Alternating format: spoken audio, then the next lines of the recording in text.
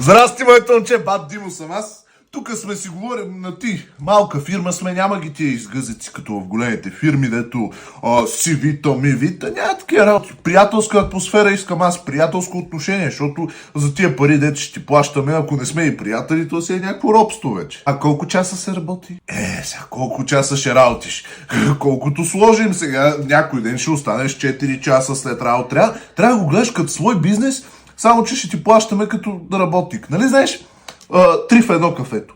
Тук е 9 в едно. Работиш 9 професии, обаче получаваш пари като за една. В началото дори като за половин човек, така ще взимаш. Обаче, след години, като се разрасне фирмата, като си взема Г-класа, тебе ще те сложа шеф, нали? Разбираш човешко отношение. Сега, ако имам някой некадърен роднина, ще сложа него, разбира се. Ама ако нямам, ако всички съм ги уредил, ти си първия, за който ще се сетя. Затова казвам, най-важното нещо е приятелско отношение.